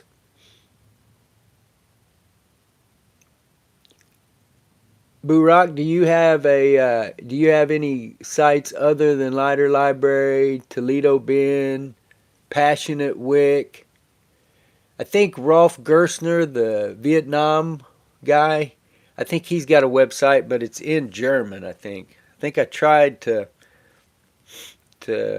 look at that, and it was kind of hard for me to discern what I was clicking on. Maybe I could have translated because I'm able to translate I'm able to click a little button there that translates it to English when I go to Donald's site. I wonder if people are able to do that when they go to my site from another language. Can they click on it and it turn my English into whatever that native language is, whatever their you know wherever that IP address is coming from?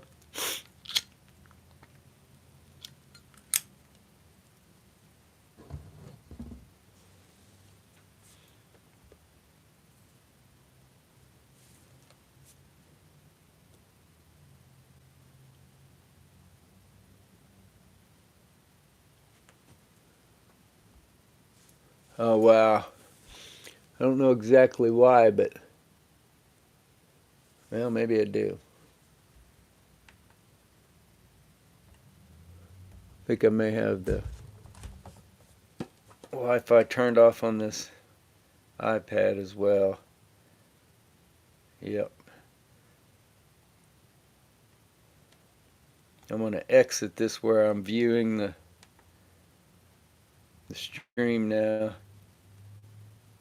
Come back at it. It was lagging behind, so when we get back, I'll catch up with the chat. There we go. So,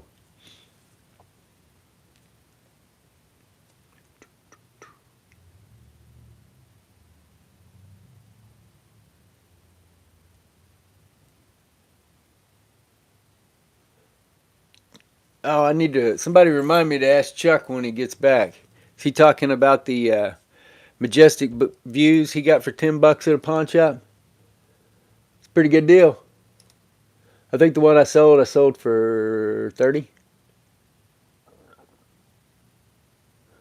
Cool, Chuck. I appreciate that. Hopefully you will frequent those. I publish articles. Try to every Monday, Wednesday, and Friday. Sometimes it's just Monday and Friday. So at least 2 articles, sometimes 3 articles a week. And then we create content over here, and I push links from both of those over to the Facebook group, Facebook page, all that good stuff.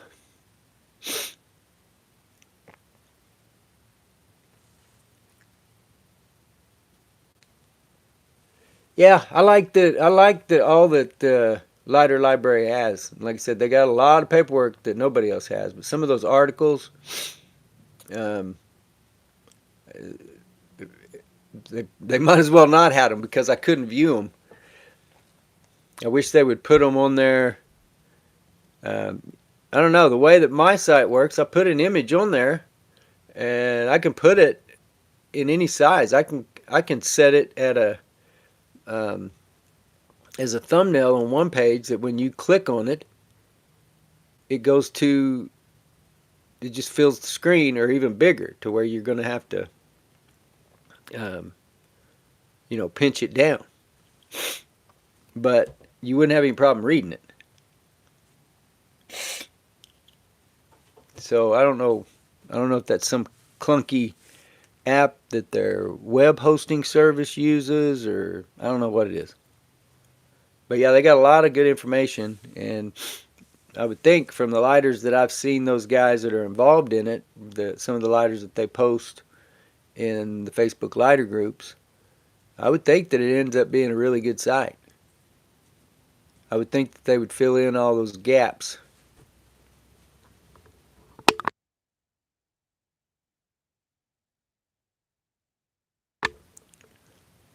Excuse me, I was afraid I was going to sneeze there for a second.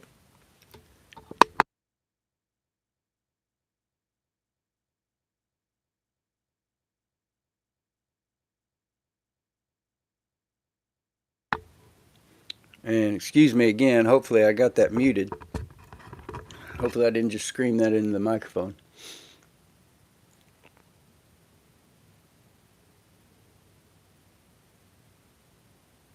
Yeah, that's a good point, Chuck. Book's not going to be much useful, but that's where the reason I would like to have the Urban Cummings book is I'm still confused about the round ones because I've owned one or two, and I not only did I initially misidentify it, but I can't even remember now what it.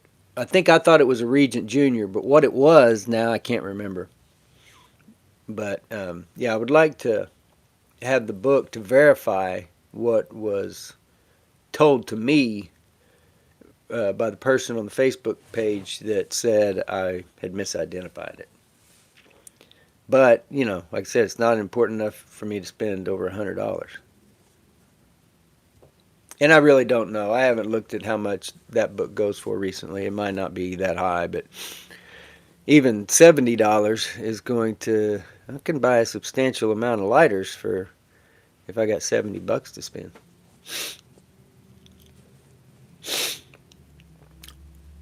But as it is, I work very hard to make a disability retirement income.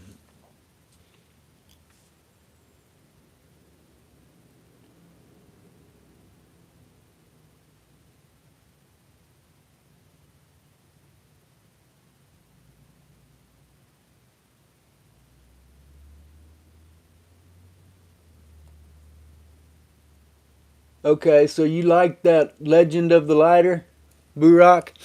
Who wrote that one? I'm trying to remember some of the other author names that I've seen over the years. I remember David Poor.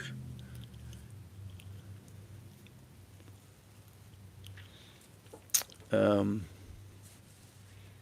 like I said, I think it's a French guy, Biscioni or something like that.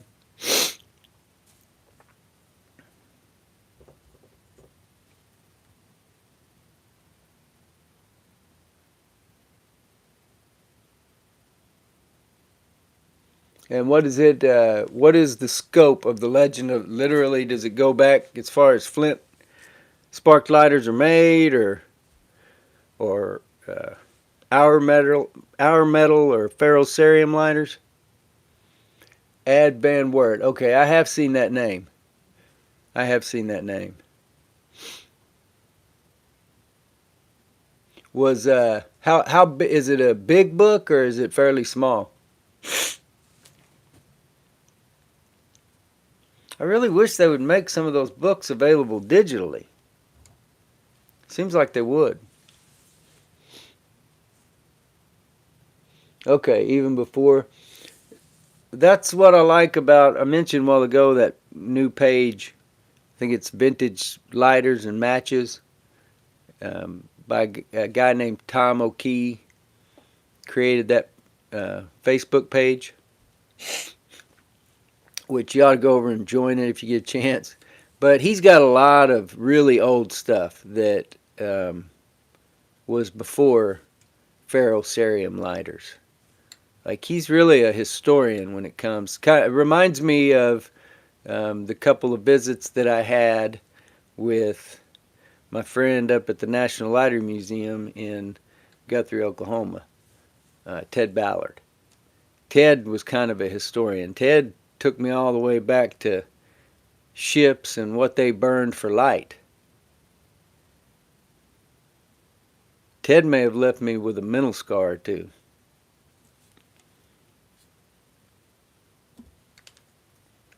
I told you guys earlier that I only got my phone able to charge up to 80%. So if I happen to drop off this week before I get a chance to say goodbye, I know that it's not intentional. But it did just give me a 20% warning. It'll give me a 10% warning too, so we should be good. I'm not telling you I'm hopping off right now, but I was just, I mean, we've only, look, Dylan says, damn, still going. Last week we went for almost 3 hours. We're just, what, an hour and 42 minutes right now? But just know, if we drop off, it's not intentional. I'm thrilled that you all joined us today.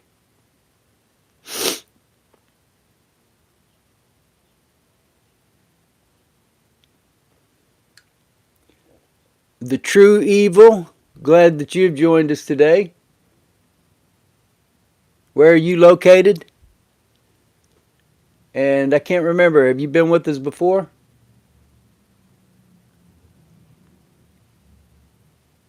Okay, so is that like downloading an app from my browser or something? Like an add-on or something like that?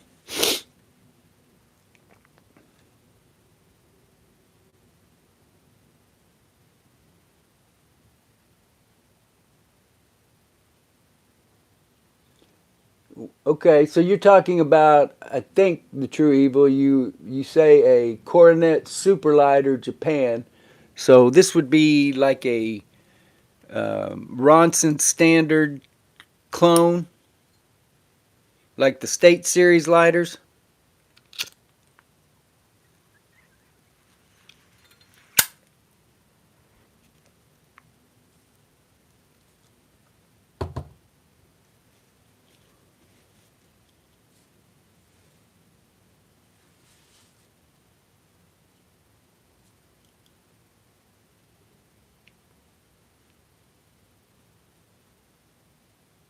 Wow, so really big book. Is that the lighter you're talking about? Okay, so so the True Evil. What exactly is the problem? Are you talking about the button, the plunger?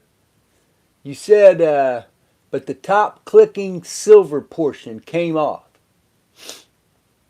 Are you saying you don't have a plunger? Or the snuffer? Are you missing the snuffer?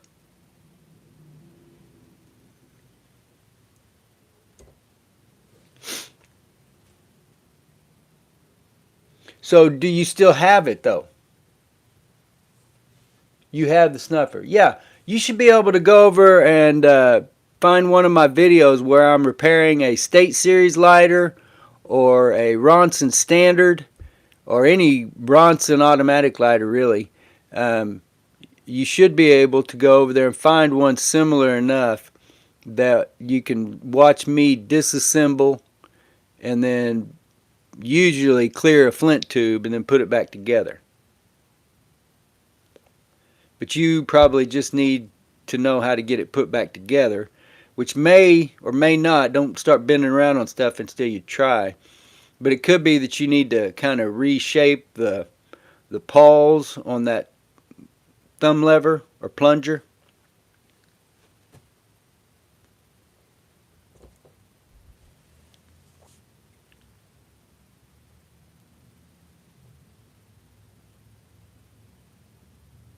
Yeah, so let me know, True Evil, let me know if you have any problem locating a video.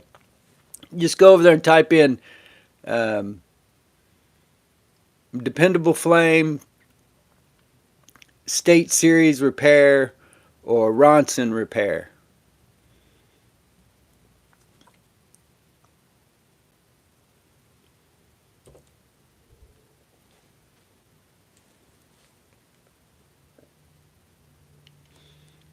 But if you don't find it, but by the time we get off here, then just get a hold of me over on the Facebook page or group, or like I said, I don't know if you were in the conversation earlier about the Discord. There's a link up there to the Discord where you can leave links, photos, messages, stuff like that.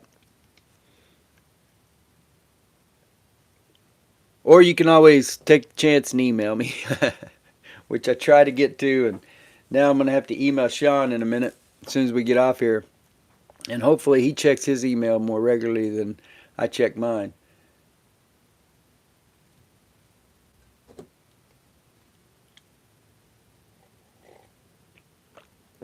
I hope that Sean is well. I hope all the others that had been joining us on a regular basis back before we took a, I don't know, 2 or 3 week break, like Zippo Daily Fix and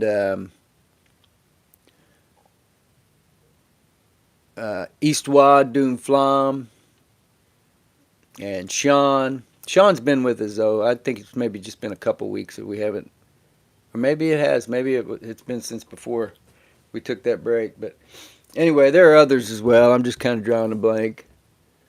Gnarly News was with us on a regular basis there for a while.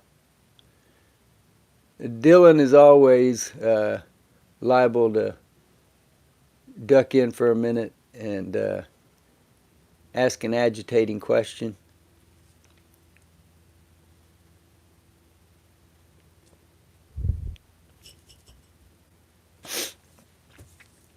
And of course, we talked last week about our friend Thwan Wynn, which we haven't heard from Thwan in a good while, but he has participated here on the live stream before. Gavin Lannon, I can't remember whether Gavin has actually ever joined us for a stream, but of course, Gavin is very active, or has been very active in the comment section below the videos, and a very good friend of the channel who has provided some lighters and other ashtrays, other tobacciana that we have been able to already do some videos on, and sold 1 or 2 of those lighters. But we're going to get that cranked back up where we're listing those lighters for the HDSA, Huntington's disease charity. I need somebody to organize my activities. I've got too many things going on to where to focus all of my attention where it needs to be at the moment, something else gets neglected. And then I'm constantly playing catch up. But, like I said, part of that is because I don't push myself that hard. Because if my family calls and needs me, then I'm going wherever they need me. And not only that, but if I get a call around 3 o'clock that says, hey, I'm taking off early, let's go to the swimming pool, then I'm going to the swimming pool. So I'm not complaining about the fact that I don't have enough time to do the workload that I put on myself. It's a good position to be in. But it would be nice to make more money.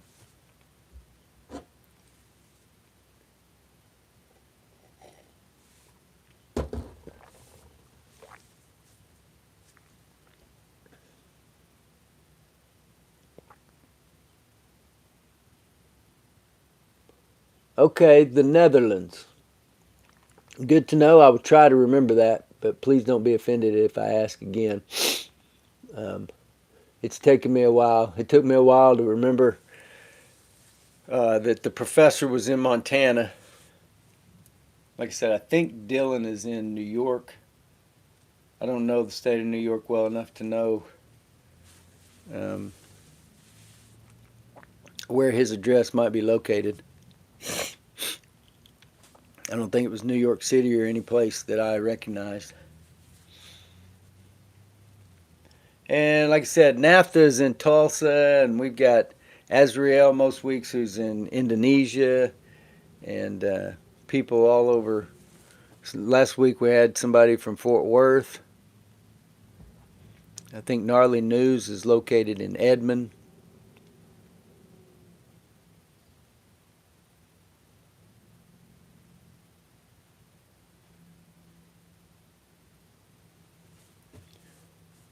And of course, Burak Beer, I believe, is located in Turkey.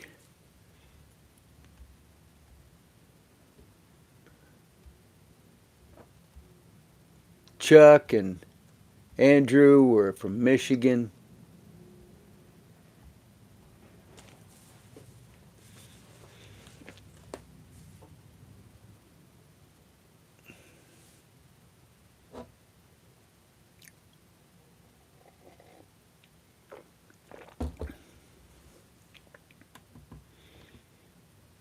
Well, I was hoping maybe the slider would run out of gas during the live stream, just so I would have the opportunity to refill it now. But it doesn't upset me to have the opportunity to make another video about it either.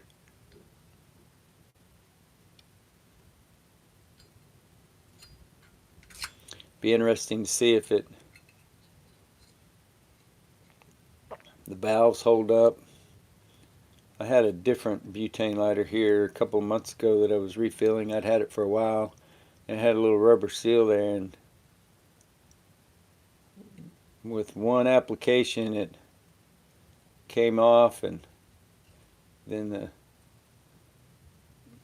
the valve never would hold right.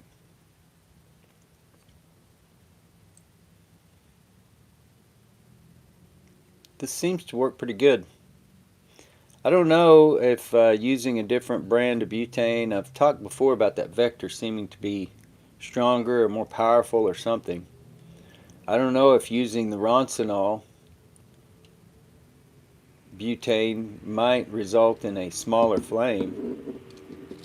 This is a pretty big flame, which I'm happy with. It's good for my purpose.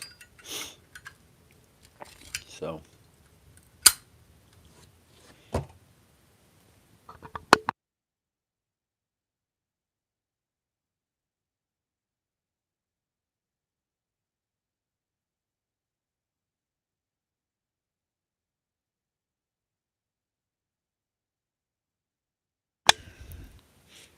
sorry about that. Thought I was going to sneeze again.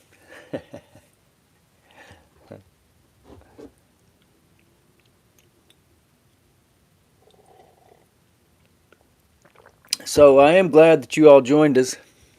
Sean, if you watch this later, look for an email.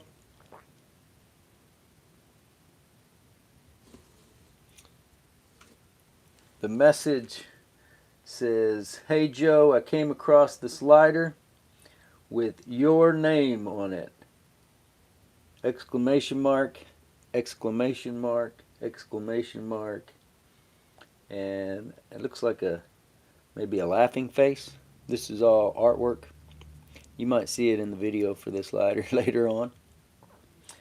Check it out. Peace, Sean. Really, really cool lighter.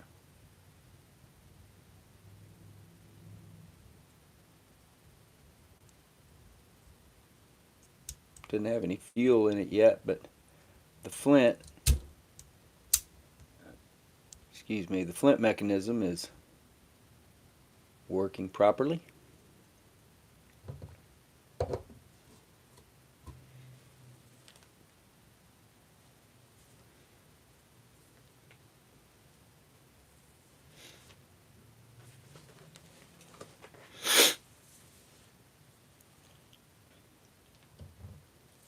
And I need to purchase another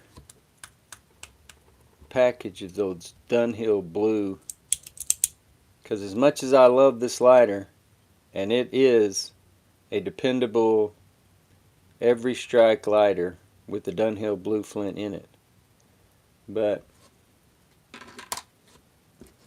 if you just put one of these regular generic eBay flints, which I think these are the cheaper ones that Mark was talking about in his comment over on the dependableflame.com page or group.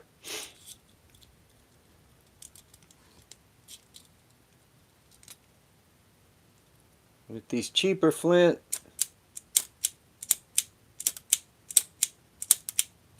man, that looks good enough to light it every time. Let's just see. I know at one point I had pretty much quit using it.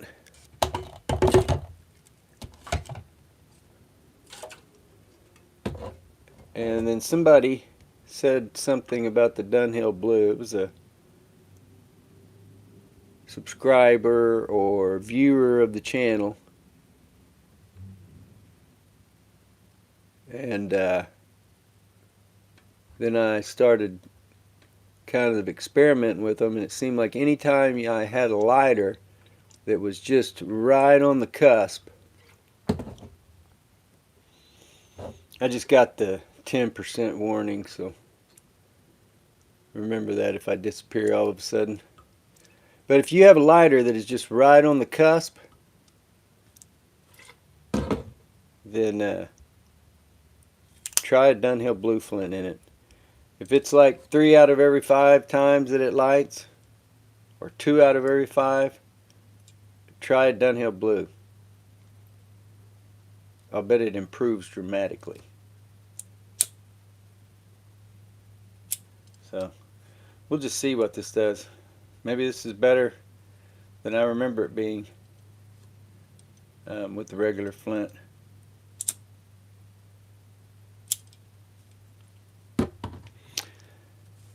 So I'll start wrapping it up. Yeah. I probably ought to learn the Zippo trick, huh? Yeah. No, I'm afraid that my hands are, I can't hold the phone to my ear for 2 seconds without my hands going numb. So the chance of me doing tricks is probably not going to happen.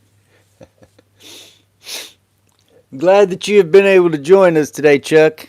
I just gave the 10% warning here on my phone, or got the 10% warning, so I want to make sure and thank all of you. Should have a few videos between now and the next time that we, or at least a couple between now and the next time that we have a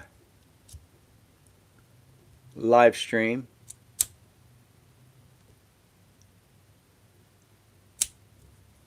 So far it hadn't missed. Anyway, I don't know, I might decide to space those out. Can't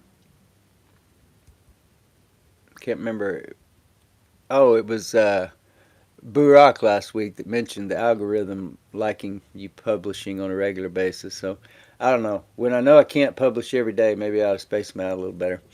But we've got some other videos already made that just have to be edited, and a couple others that I have planned to make.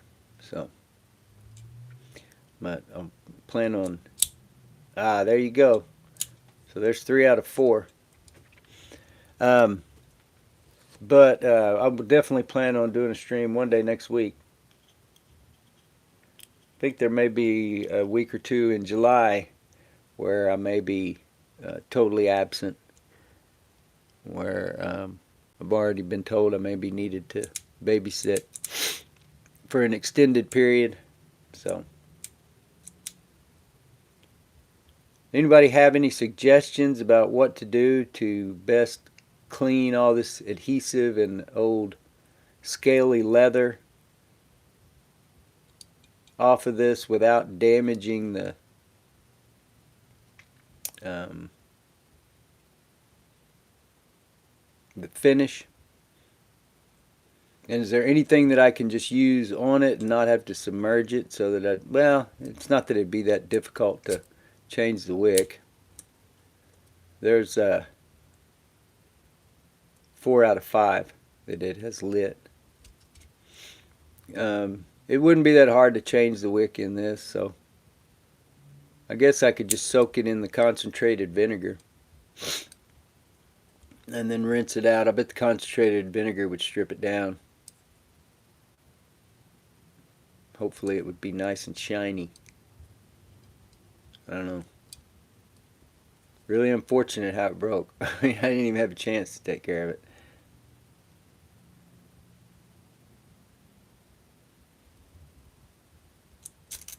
Oh, I thought that was going to go. So now we're 4-6. Well, that's only 2 out of every 3.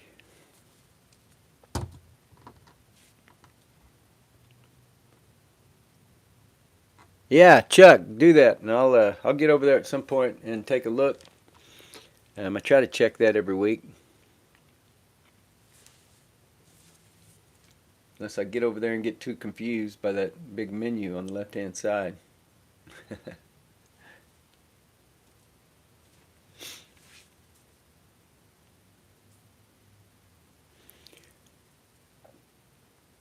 All right, well, I'm not going to push my luck with this battery. I will try to make sure next week that we have it to a full charge, so that even if that seems too long for Dylan, that we're not constrained by time by an overheated battery. But it is that time of year here in Oklahoma. The heat has set in.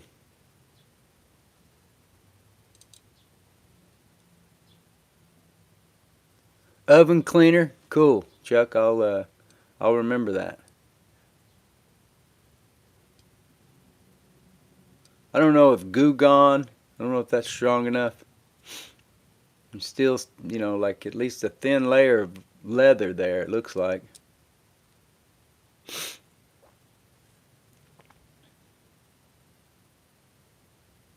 Yeah, well, no, it wasn't snakeskin. It was, but yeah, it does kind of look like that from the way what's left.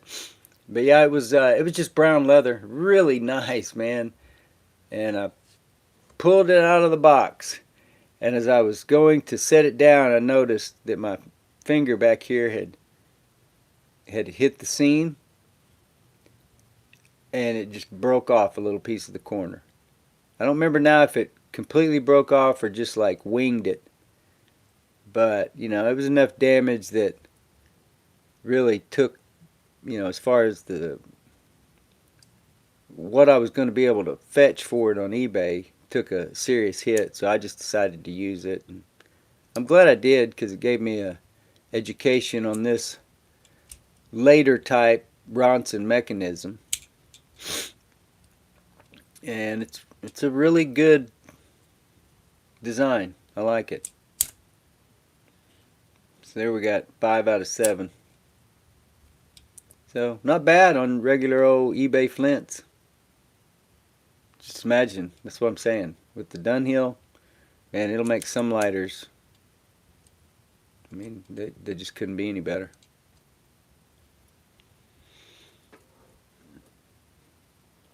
Take it easy, Chuck. Take it easy, Burak. Dylan, the true evil.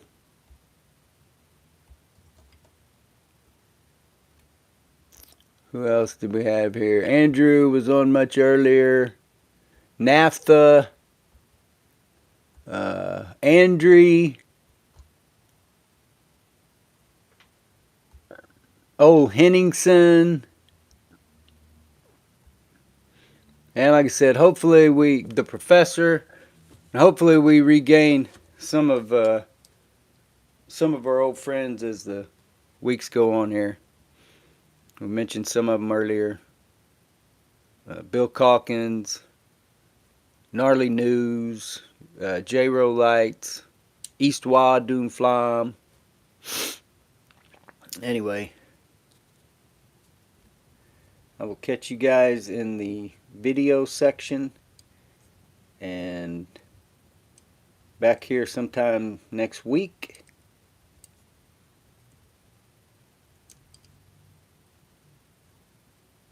And remember, Jesus Christ is risen. This is a quote from the Imperials.